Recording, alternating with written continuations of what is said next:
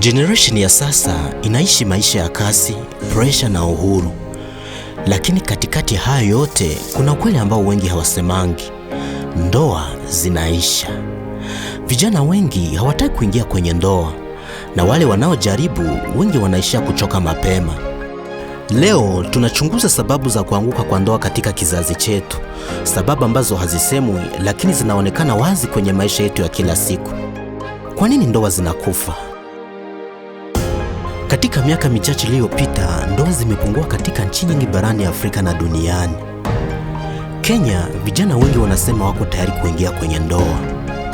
Nigeria, wanawake wengi wanapambana kujijenga kwanza kabla ya kufikiria mambo ya ndoa. South Africa, idadi ya talaka inaongezeka haraka. Na hata Ulaya na Marekani, watu wengi wanaishi pamoja bila kufunga ndoa. Kila mahali vijana wanaona ndoa kama kitu cha mbali, kigumu na kisicho na maana kwa sasa. Lakini ndoa kweli imeisha? Na ni nini sababu zinazofanya watu kuchukia ndoa siku hizi? Uhuru zaidi kuliko familia. Kizazi cha sasa kinapenda uhuru. Uhuru wa kufanya kazi, kusafiri, kujijenga na kuamua maisha bila kuulizwa. Wengi wanaona ndoa kama kifungo, sio kama ushirikiano. Na kwa sababu hiyo wanachagua kuchelewa au kuachana kabisa. Sababu ya pili ni hofu ya maumivu. Tumeshuhudia ndoa za wazazi zikiporomoka. Tumeshuhudia heartbreak, usaliti na maumivu ya kimoyo. Hilo limeacha alama kwa wengi. Sasa vijana wanaogopa. Wanaona ndoa kama mlango wa maumivu.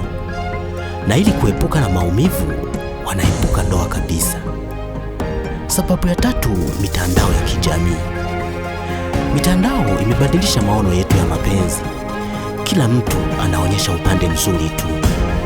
Picha zilizopangwa, video zilizoahiriwa, tabasamu za dakika moja.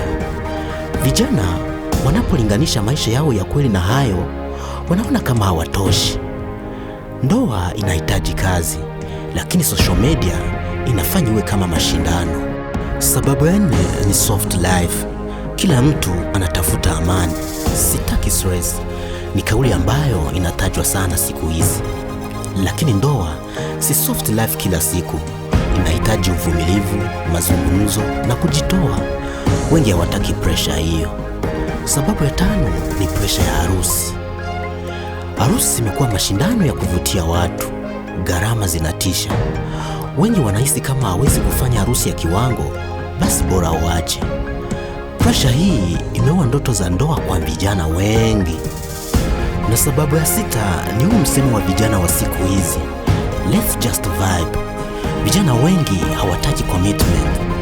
Wanataka emotions za muda, wanataka good moments bila kujiweka ndani kabisa.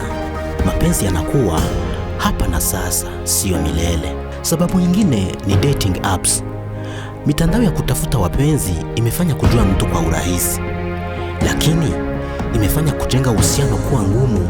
Kila kitu ni cha haraka, haraka kuanza, haraka kuachana. Na kitu ingine ni kizazi cha kasi. Kila kitu kinafanywa kwa speed. Tunapenda matokeo hapo hapo, papo hapo. Lakini ndoa sio kitu cha haraka, inahitaji subira, kitu ambacho kizazi chetu kinatikisika nacho. Lakini ingawa ya hayo yote, upweke unaongezeka. Watu wanacheka kwenye mitandao, lakini mioyo yao iko kimya. Vijana wengi wanasema wanahisi kutengwa, ingawa wana maelfu ya followers. Hii inaumiza sana, lakini halionekani kwa macho. Tunajua kila kitu kuhusu mapenzi online, lakini hatujui jinsi ya kuyasimamia katika maisha ya kawaida. Kujenga uhusiano wa kweli imekuwa shida. Mapenzi ya kweli yanahitaji kazi ya watu wawili: kuongea, kusamehe, kusikiliza na kuelewana. Shule hazifundishi namna ya kuishi na mtu, lakini ndoa inahitaji mawasiliano, umakini na hekima ya kifamilia. Lazima ujifunze haya. Ndoa si lazima iwe kama ya kizazi cha zamani. Inaweza kuwa ya kisasa, yenye usawa, yenye kuelewana, lakini bado iwe ya heshima. Mitandao sio uhalisia. Upendo wa kweli hauna filters. unajengwa polepole kwa uvumilivu na ukweli. Kizazi chetu kina nafasi ya kuamua aina ya upendo tunaotaka kuishi. Si upendo wa kuonyesha kwa dunia, bali upendo wa kweli, wa ndani, wa kudumu. Swali ni moja tu.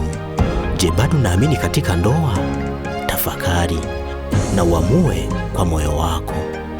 Usisahau kubonyeza subscribe kwa hii channel GeoTravel ili uendelee kupata content zetu na topics zingine ambazo zinagusa maisha ya kila siku. Asante sana. Hii video kama imekufurahisha, usisahau kulike, kusubscribe na kushare na wengine.